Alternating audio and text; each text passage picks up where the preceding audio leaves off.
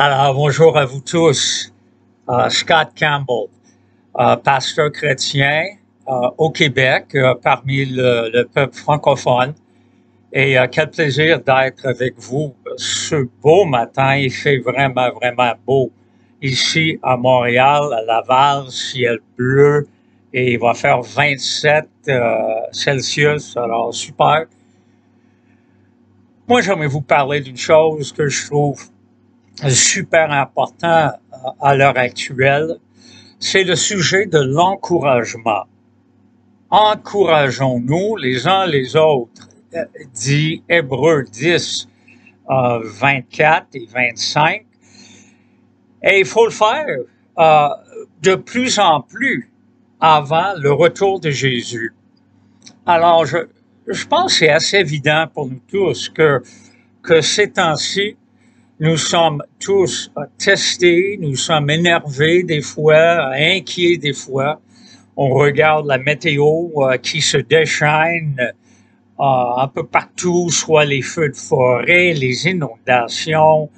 On regarde aussi la situation économique. Anyway, il y a tellement de pression que nous voyons vraiment l'importance de nous encourager les uns les autres. Et c'est ça ce que Dieu veut, dans le fond. Encourage veut dire de mettre, d'injecter le courage dans un autre. C'est comme une piqûre. On va booster l'autre avec ce courage, avec cette hardiesse pour faire face au monde.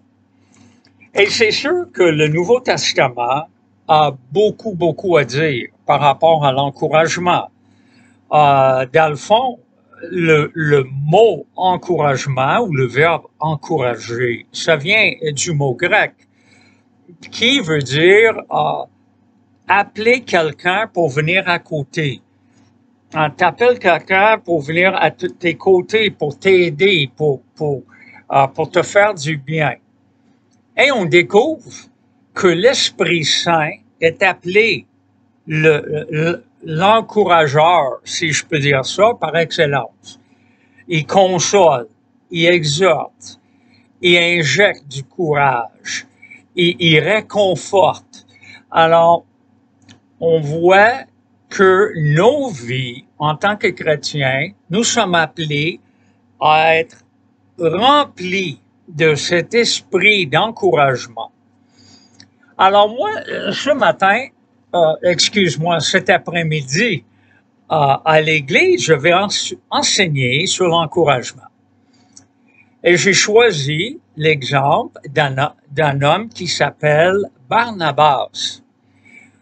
On découvre cet homme, on le découvre dans Actes vers la fin du chapitre 4. Et en fait, on découvre, c'est même pas son vrai nom. Barnabas, c'est un surnom, c'est un sobriquet qui est donné à cet homme qui s'appelle Joseph, mais on lui donne le surnom fils d'encouragement ou celui qui encourage, parce qu'il est tellement fort dans ce don d'encouragement. D'ailleurs, la première fois, quand nous le voyons, il y a des grands besoins à Jérusalem. Il y a des gens qui n'ont pas assez à manger, qui n'ont pas nécessairement une maison, un appartement, parce que beaucoup sont restés après la Pentecôte, beaucoup se sont convertis. Alors, les chrétiens essayent de pourvoir aux besoins de ces milliers de personnes. Et Barnabas a un terrain, il vend le terrain, puis apporte l'argent aux apôtres pour que cet argent soit utilisé pour aider les pauvres. Alors, ça, c'est le début. Mais cet homme, partout dans le livre des Actes, partout où on le voit, il encourage. Il stimule les autres. Et alors, on voit un petit plus tard que Barnabas joue un rôle crucial dans la vie de l'apôtre Paul, qui s'appelle aussi Saul. Saul était un persécuteur de l'Église chrétienne. Il jetait des gens en prison. Il votait pour la mort, pour la peine capitale. Alors, c'était vraiment quelqu'un qui était complètement contre l'Église chrétienne et la personne de Jésus-Christ. Mais Saul ou Paul, acte 9, le chapitre 9, a vécu une conversation miraculeuse et il commence à prêcher en faveur de Jésus-Christ. Voilà. Mais lorsque Saul, Paul, arrive à Jérusalem pour rencontrer les autres leaders, les apôtres comme Pierre ou Jacques ou Nathanaël ou Matthieu, eux, ils ne veulent rien savoir de lui. Ils ont peur de lui. Ils pensent que peut-être il est un agent double. Peut-être il travaille encore une fois ou encore pour le Sanhédrin, les leaders juifs. Peut-être Paul va commencer à arrêter les chrétiens. Mais c'est intéressant de voir que Barnabas décide qu'il va aller voir Paul, il va s'informer Barnabas, et Barnabas va décider quoi faire. Alors, il va aller voir Paul, il écoute et il décide. Paul dit vrai. Sa vie a changé. Maintenant, il prêche Jésus-Christ. Alors, c'est Barnabas qui ouvre la porte à Paul pour aller rencontrer les autres leaders juifs. C'est à cause de Barnabas que Paul est donné une chance pour vivre à l'intérieur de la communauté chrétienne et ça lui donne une chance d'avoir lui-même un ministère et d'être utile dans les mains de Dieu. C'est incroyable penser. Qu'est-ce qui aurait pu arriver si Barnabas, en étant un encourageur, n'est pas allé voir Paul? Parce que Paul est devenu le plus grand prédicateur de l'Église primitive. Plus tard, Barnabas est envoyé de la ville de Jérusalem, ça c'est Acte 11, envoyé de la ville de Jérusalem à la ville d'Antioche, en Syrie. Là-bas, il y a beaucoup de Juifs, mais aussi beaucoup de non-Juifs qui commencent à croire en Jésus.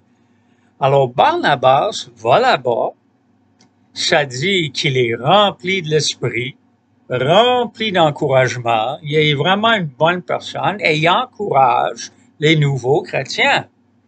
Alors il commence, lui, à avoir un ministère, un service très fructueux. Mais il décide d'aller chercher Paul dans une autre ville, Tarsus, et il la ramène à Antioche. Il dit, Paul, parle bien. Paul est multiculturel, il parle araméen, il parle grec, il parle, peut-être même latin, on ne sait pas. Mais il le ramène. Barnabas partage. Il partage et invite d'autres personnes à se joindre à lui et au ministère. Et encore une fois, on voit combien, plus le temps avance, plus Paul devient un missionnaire par excellence.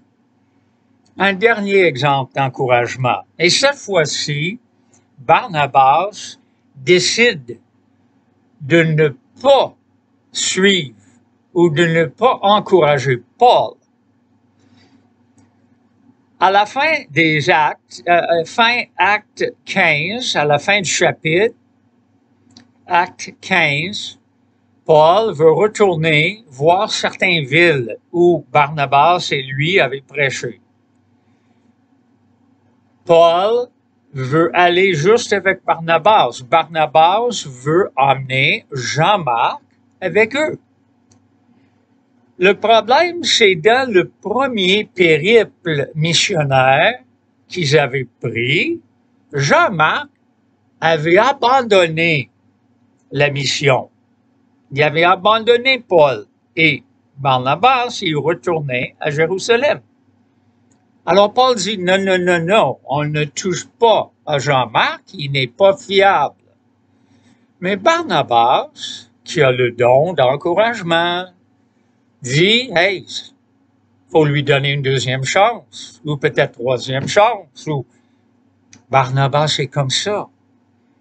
Souvent, les gens s'argumentent, ben, qui avait raison? Est-ce que Paul avait raison de dire non? Barnabas avait raison? Les deux avaient raison. Selon leur don, Paul était focusé sur la mission. Il pouvait pas risquer un échec. Alors lui prend Silas. Barnabas ne pouvait pas agir autrement. Il dit non à Paul. Paul il vole déjà, il n'a plus besoin de l'encouragement de Barnabas. Alors il prend Jean-Marc. Il fallait qu'il le prenne selon son don d'encouragement. Alors, mesdames, messieurs, soyons des gens qui encouragent, qui invitent les gens, qui donnent du courage aux autres. Les temps deviennent difficiles. Et continuons à nous encourager les uns les autres jusqu'au retour de Jésus-Christ.